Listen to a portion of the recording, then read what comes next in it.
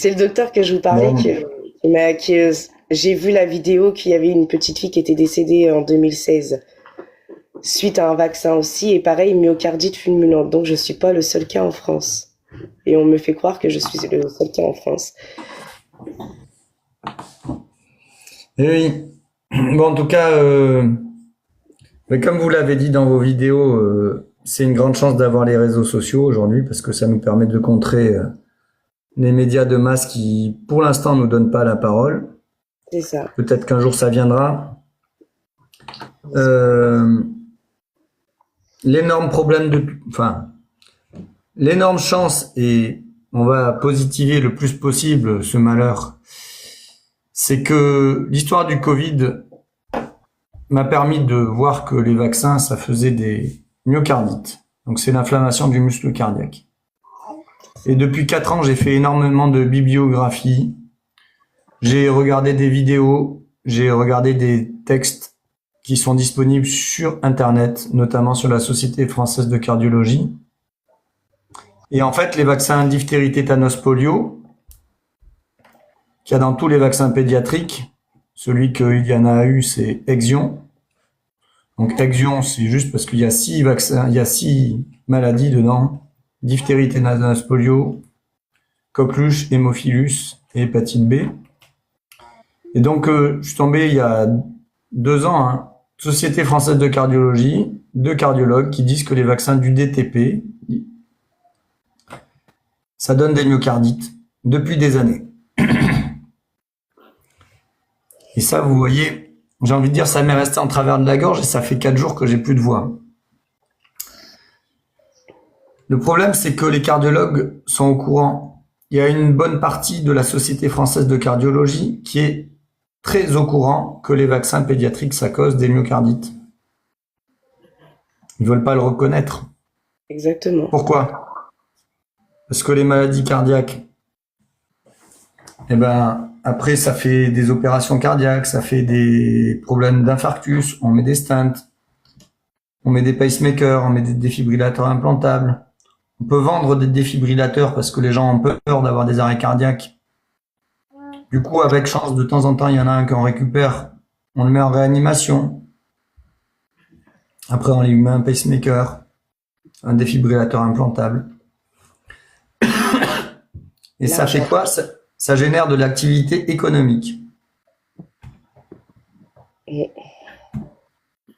C'est ça. Et ça, donc j'ai discuté avec le papa d'Iliana tout à l'heure. Moi, je suis très ému de parler à ses parents qui ont perdu des enfants parce que déjà, dans mon boulot de médecin urgentiste, en 2007, j'ai assisté, même tenté de réanimer un enfant qui était décédé, mort subite du nourrisson. J'ai les parents qui m'ont pleuré dans les bras quand je leur ai dit que leur enfant était décédé. C'est une douleur horrible. Et si on pouvait éviter ça dans notre société, éviter de répéter en permanence les erreurs, et éviter qu'il y ait des enfants qui ont des maladies cardiaques graves ou qui décèdent, et des parents qui sont tristes, et ben voilà. C'est pour ça que je fais ça, c'est pour ça qu'on fait ça tous ce soir. Voilà. C'est ça.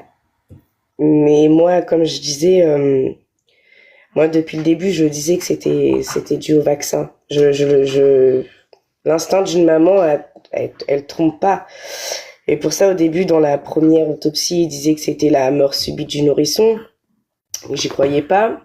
Du coup, j'avais demandé des prélèvements. Et c'est là, bizarrement, au prélèvement, on me dit qu'elle a une myocardie, que ça a touché ses poumons, que ça a touché son foie. Et soi-disant, tout ça en espace de moins de 5 heures. Car comme je vous l'ai dit, sinon il y aurait eu soi-disant des marqueurs dans le sang. Donc, et eux, pour eux, un virus. Comment ma fille qui est dans mon lit, qui dort avec moi, peut attraper un virus en pleine nuit et que ça la tue aussitôt. Moi, ma fille, j'ai découvert, apparemment, selon la température, ça faisait à peu près 1 heure qu'elle était décédée et que je me suis pas rendu compte. Alors que moi, j'ai entendu son cri. Donc, j'ai pris ma fille dans les bras C'était le matin, j'avais pas ma tête, voilà. Et je l'ai mise au sein.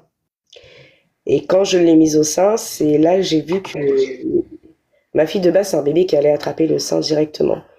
Et quand je l'ai mise au sein, c'est là que j'ai vu que ma fille, elle bougeait pas, qu'elle avait les poings serrés. Donc j'ai tenté de la réanimer, d'appeler les pompiers. Mon fils, à l'époque, il avait 15 ans, il a essayé de la réanimer aussi. Ça n'a pas fonctionné. Donc de là, les pompiers sont arrivés, puis le SAMU, la police aussi. Et ils ont essayé de la réanimer pendant à peu près 45 minutes, il me semble. 45 minutes, 1 heure. Moi, pendant ce temps-là, on m'avait mis à l'écart en haut.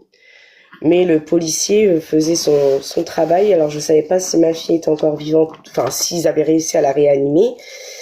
Qu'on me disait déjà de m'allonger dans le lit, de refaire exactement les mêmes positions quand j'ai pris ma fille. Donc, on m'a pris en photo, alors que je savais même pas quoi. Comme si c'était moi la coupable en fait dans l'histoire au début. Donc on m'a pris en photo, je devais refaire les mêmes gestes, ayant pris ma fille, la réanimer, etc. Et c'est là que les SAMU sont montés pour me dire que ma fille était décédée. Forcément, j'y croyais pas. Hein. Je pense qu'on se voile la face dans ces moments-là. Donc on m'a laissé voir ma fille, la prendre dans mes bras. Sur le coup, je pensais que c'était pas vrai. J'étais en train de leur dire que ma fille reprenait de la couleur, qu'elle bougeait, alors que non. Je pense que c'est le cerveau. Donc après, de là, on m'a pris ma fille. On l'a portée sur Toulouse. Et on m'a laissé comme ça. Je devais attendre leur appel pour venir voir ma fille. Donc, moi, j'ai pas de famille ici. J'ai dû appeler ma famille, qui sont aussitôt pris l'avion, qui sont venus me rejoindre directement sur Toulouse. Et j'ai pu voir ma fille. Donc là, on m'explique le protocole on me dit que c'est sûrement une mort subite. J'y croyais pas. Je disais que non, c'est pas ça. Je leur disais, ma fille vient de se faire vacciner. C'est le vaccin qui a tué ma fille. Forcément, tout le monde me disait, non, non, ce n'est pas un vaccin. J'ai dit, si, c'est ma fille. C'est le vaccin. Je crois pas, moi, à la mort subite du nourrisson. C'est pas possible. Donc de là, on m'a dit de lui dire au revoir parce qu'elle partait en autopsie. J'ai demandé si les cicatrices allaient être fortes. On m'a dit que non, pour un bébé, on ferait des cicatrices toutes fines. Donc quelques jours après, j'ai été auditionnée. Là, on m'annonce que finalement, compte rendu, c'est une mort subite. Donc j'ai à la police clairement non, non, c'est pas ça. Donc j'ai entamé les démarches pour enterrer ma fille. J'ai moi-même préparé ma fille avec ma sœur et une dame, je suis de confession musulmane, donc on l'a préparée selon nos coutumes. Donc de voir son bébé, on va dire bousillé par les cicatrices de l'autopsie, c'est dur déjà. C'est très dur. J'ai pris beaucoup sur moi parce que il fallait que j'accompagne ma fille dans les règles de l'art, qu'elle soit bien, qu'elle parte bien, et que ça soit moi qui prépare ma fille. Donc j'ai enterré ma fille, je l'ai préparée, je l'ai enterrée, ça s'est fait bien dans le silence. Et j'appelais souvent la police pour avoir des nouvelles parce que je croyais pas à tout ça. Finalement, un mois après, j'arrive à avoir le monsieur qui m'a auditionné et qui me dit votre fille a une myocardite, ça lui a touché les poumons, touché le foie. Donc de là, je lui dis vous êtes sûr, c'est bien le dossier de Iliana, etc. Ils me disent oui, oui, oui. Je suis étonnée que vous n'avez pas été prévenue. Donc de là, je me permets d'appeler le médecin du SAMU qui s'occupe de ma fille. Merci. Et c'était les 2 premiers vaccins obligatoires. Et de là, il m'explique que ma fille, c'était une myocardite. Donc, je lui demande c'est dû à quoi, comment ça se fait. Donc, il m'explique qu'ils ont été surpris, que c'est la première fois que ça leur arrive, que c'est un virus qui aurait tué ma fille en moins de 5 heures, car pas de marqueur dans le sang. Euh, voilà, et ça s'arrête là. Donc après, je continue, toutes les semaines, j'envoie des mails, je cherche à savoir. Donc ils me disent qu'ils vont essayer de trouver quel virus que c'est. Ils ont trouvé aucun virus, parce qu'il n'y a pas de virus. Il y a pas de virus. C'est clairement qu'ils veulent pas avouer que c'est le vaccin qui a causé la myocardite de ma fille. Ma fille a été en très bonne santé. Ma fille, elle allait bien. La veille, elle a commencé à faire des sourires. Euh, Voilà sa dernière photo de ma fille. Ça, c'est la dernière photo. Voilà. C'est un bébé qui allait très bien. Sa dernière photo que j'ai fait d'elle, c'était la veille. Donc, au bout d'un moment, faut plus faire les aveugles. Donc, j'ai eu un autre enfant par la suite, qui a un suivi PMI, car il est né en avance. Pas beaucoup, mais il est né en avance. Donc là, je leur ai expliqué. Bon, ils savaient déjà mon histoire, donc je leur dis que moi, je ne voulais pas de vaccin pour l'instant. Donc, on m'a mis la pression. Je leur ai dit que j'acceptais, mais une seule dose et on espacerait. Et finalement, mon fils a eu une dose de vaccin, mais 4 jours après, il a atterri en réanimation pour bronchiolite, plus 2 virus qu'il avait attrapés, plus un foyer pulmonaire du côté droit. Là, au bout d'un moment, je pense qu'on peut plus me dire que c'est une coïncidence. Du coup, la médecin de la PMI, je l'ai prévenue, je leur ai fait part de mon... Enfin voilà, j'étais pas contente, j'étais énervée, j'étais en colère, je suis toujours en colère.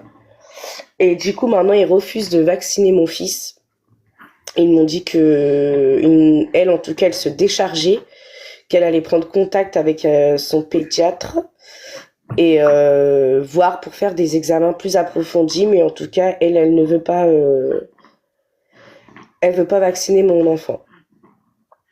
Donc là aujourd'hui, si j'en parle, c'est parce que je veux que ça se sache. Je veux pas que ça arrive à d'autres enfants, parce que ça détruit toute une famille.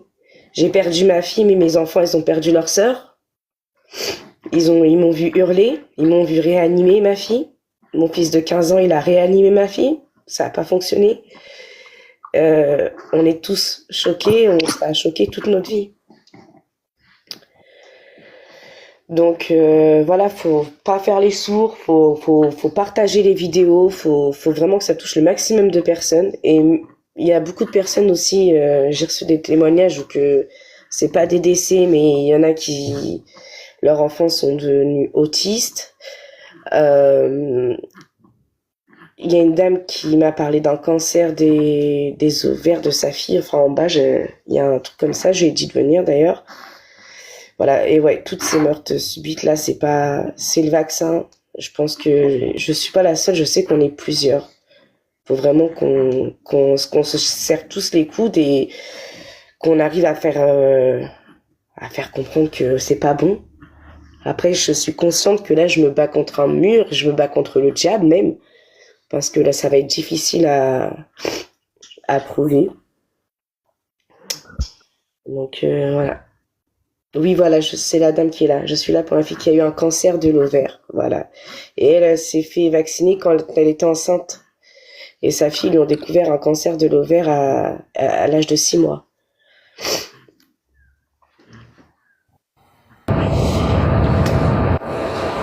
Claudia, Oui, carrément. oui. Merci pour